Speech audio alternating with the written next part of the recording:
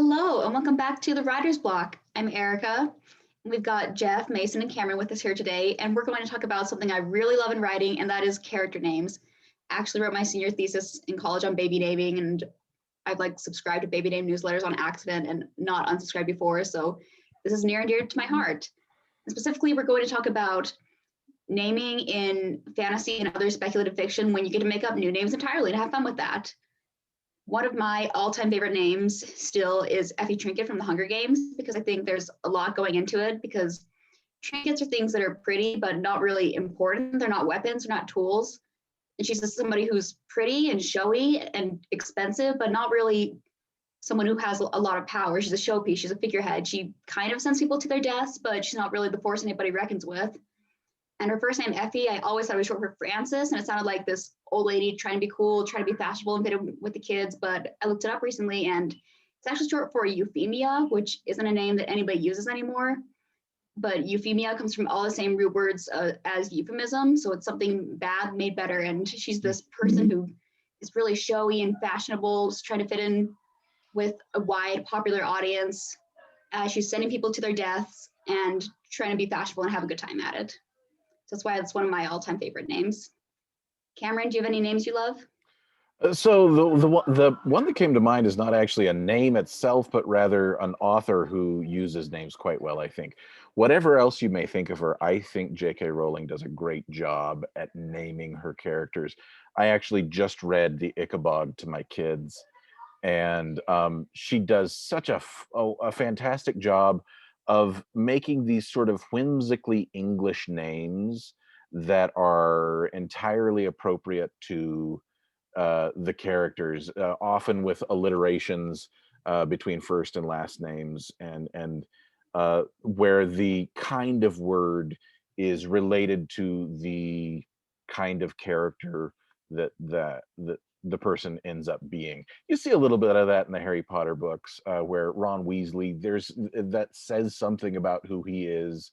Draco Malfoy also, that's another great name.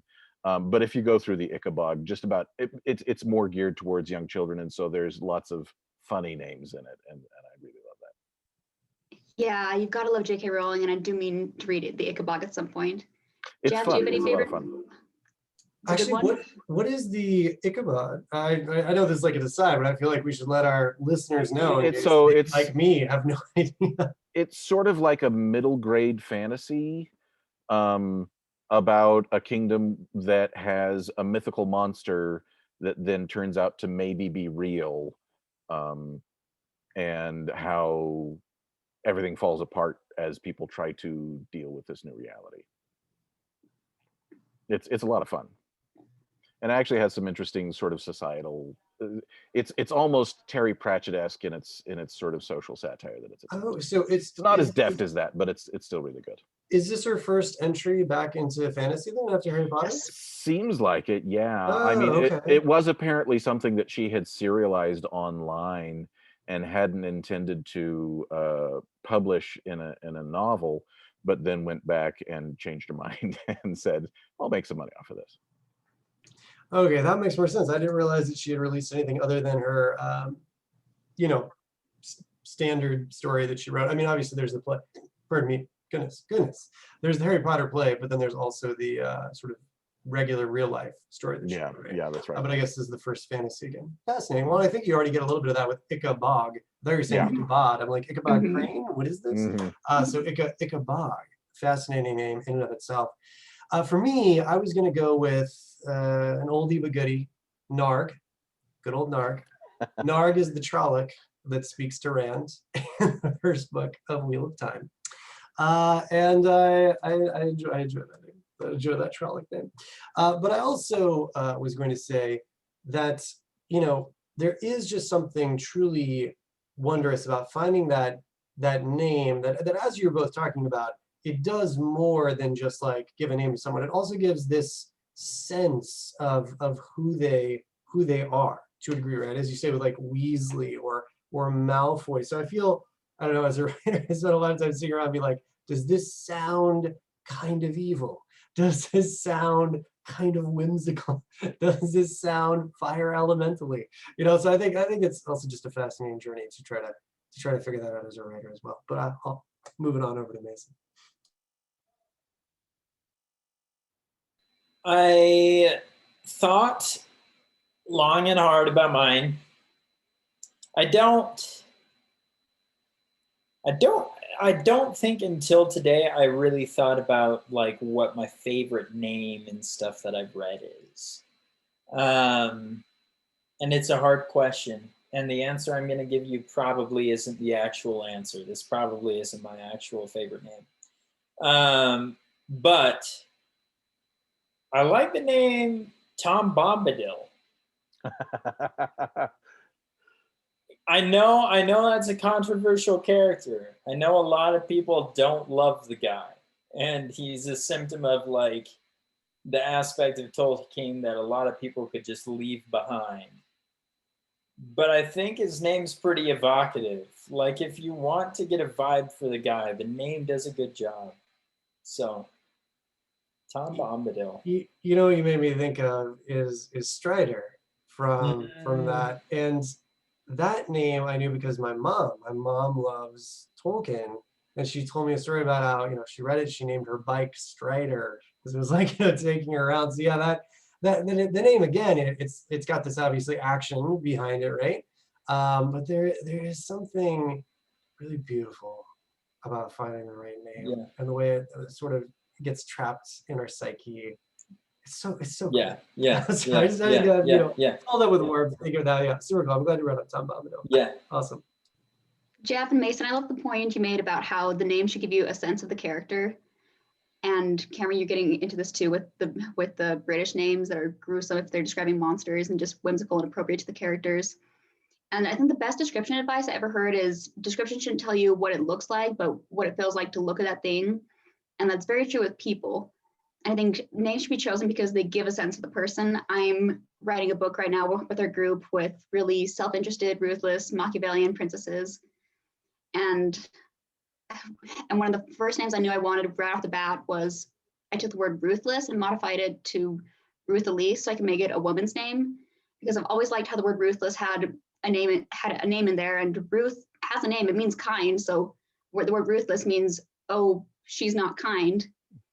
But I loved how I could take that and make it a princessy name. And then my freshman year of college, we were reading a poem in an English class called To Lacosta Go Into the Wars by the poet Richard Lovelace. And I was pronouncing it Lovelace in my head, but then I got to class and our teacher said, oh, by the way, it's loveless, and it means lace by love, but you say it like you're loveless and you're going to go kill somebody as you're reading this war poem. I thought, I definitely need some sweet, innocent princess who becomes a murderer under the name Lovelace. There's no better name. And I couldn't wait to use it, and I found an opportunity soon enough. What about the rest of you? Do you have any strategies that you use when you're picking your character names? One of the things that I like to do, or at least that I have done in the book that I'm working on right now, is find a cultural backing for the group of people that I'm dealing with, and use names that belong to that language or to that culture, and then use those as a jumping off point. So the book that I'm writing is all about these Stone Age tribes in a jungle, and so I went looking for Mayan names, and some of them I could just use wholesale because they were great. Those baby name websites are absolutely the best for that. And then there were others where it was similar to what I wanted, but maybe it was a little too well known. For instance, I saw the name Tecumseh, and I was like, I love that name. Probably shouldn't put a Tecumseh in my book because that's someone who is just a little too well known historically. And so I messed with it a little bit to come up with a different name that had the same sort of sound because I liked it so much. And eventually, after looking at enough of these names, you sort of get a sense for what sort of combinations of letters tend to go together in these languages. And you get sort of a feel for the languages, and you can come up with new ones on your own. My favorite real life bonus I've ever gotten from Cameron's book is he has this character named Xochitl. Is that how you pronounce it? Yeah, that's right. And it's like he's like this wizened old man wizard character. And I started taking creative writing class this semester, and who walks in but a girl who's like my age, just like, I'm Xochitl. And all I can hear when I look at her is this wizened old man voice, and she very never much trusted is not. her again. And you were like, no, you're not. Get out of here. Like, stop lying to all of us. You're a bad person. I know it just from your name. That's funny. That's funny. I was going to say something that I've been doing with my recent story, which I'm kind of excited about. For a while, I had wanted to do a story where the length of your name denoted your rank, that only people with longer names could have it. And obviously, we see this when we're, watching, movies. Like I was rewatching something like Amadeus or whatever, and someone enters a room and they've got all these titles and everything associated with them. And I wanted to do something like that, but just much more basic. And so I've got it where sort of regular people, citizenry, they only get 3 letters in their name. And then if you are, the next class, and you get another set of 3 letters, and then another set of 3 letters, on and on. And so it's been really fun to show like a very clear distinction in classes just by the length of name. I will say there are some downsides of that. I realized, like, wait a second, how many 3-letter combination names can I make? And are these people getting confused with each other? So I mean, I think it's always a learning process, right? Whenever you're doing something, but it's been super fun to play with, and also try to find names that I feel do encapsulate the nature of my character. Like, I named the main character Tiff, because I think of it Tiff like a little bit of an argument, and she is. I'm not gonna say she's argumentative, but she's got some spunk to her, and so it's fun finding those names that feel like they really do work.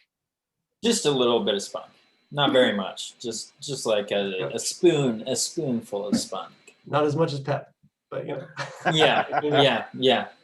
With both. Sorry, go ahead, Mason. No, you're good. I was just gonna say, I think my name selection methods vary depending on the book that I'm working on. Like, for example, the Rebellion series, showcased behind me. Clayton Moore, the main character of the first book, kind of the focal protagonist, I would say, of the first book. I decided his name was going to be Clayton Moore because people usually call him Clay, and I thought Claymore, right, as in the sword, which is a big, heavy sword wielded by generally fairly muscular individuals, right? And Clay himself is a pretty muscular kind of guy. And like the Claymore, I think Clay can be a bit of a two-edged sword toward himself. And so that was the story behind Clay. But then other people in the book series I named for entirely different reasons. Like Ice is named Ice. And I just named him Ice because I thought it was cool. And I selected that name when I was... Cool. Thank you. I selected that name when I was like 16. So I don't think it's his given name. I think it's a name that he asks his friends to call him. And I think that they're nice enough to do that for him. But it makes it so that I have a lot of puns to play with, right? Because from time to time, ice will freeze, right? Or ice will begin to melt under pressure, or things like that. And it just makes it so that I can do some fun stuff text-wise and things like that. So that was pretty haphazard. But then in other books that I write and things like that, I think I'm much more in the direction of Cameron, where depending on the environment, I will find maybe like a real world language or linguistic family, maybe kind of tinker around with the building blocks of that particular thing and make my own little bastardized edition, which, is probably, the people that actually speak these languages probably love it when people do that. But, oh well. Here we are, still doing it anyways. Yeah, and I think that brings up a really good point, because there's only so many ways you can put syllables together, and people have been making names and words for thousands of years. So anytime I've made up any kind of word, like way back to imaginary friends I had at age 4, I look up that name and it's a name in Arabic or something. So I don't think there's any good way to possibly avoid names and words from other cultures. The best you can do is just make sure it's not something mean or disrespectful or just stupid sounding. this isn't a name example, but it was a word example. I was writing a chapter in my princess book recently where somebody had to acknowledge that they were defeated in battle, and I had them say, I acknowledge defeat in this language that's loosely based on Hawaiian. Like I'm only using the 12 letters in the Hawaiian alphabet, and I looked up the word acknowledge that I'd made up, and I ran it through Google Translate just to make sure it didn't mean anything, and it means but. So, so instead of I acknowledge defeat, he said, well, my butt just got defeated, which is true, and I almost left it in there because it was so good, but I knew I should change it. Yeah, change it back. That's perfect. That's true. I did just want to say one quick thing to something Mason talked about like a name he came up with when 16. When I was a teenager, I love, well, even younger than that, I love the Teenage Mutant Ninja Turtles and the naming conventions behind them. Like I love that Splinter chose the names based off of like famous artists. And that actually made me psyched when I was traveling overseas to see Raphael's paintings and stuff like that. I like knew who Raphael was because of Teenage Mutant Ninja Turtles to a degree, you know? And so I think there is also, even if you do go in world with, I mean, obviously, you know, in world, depending on which world you're in. But it is, even if you do go in world, it can be an educational, it can almost be, you know, you showing a name in a different light that still, you know, gives it respect, which I think is really cool.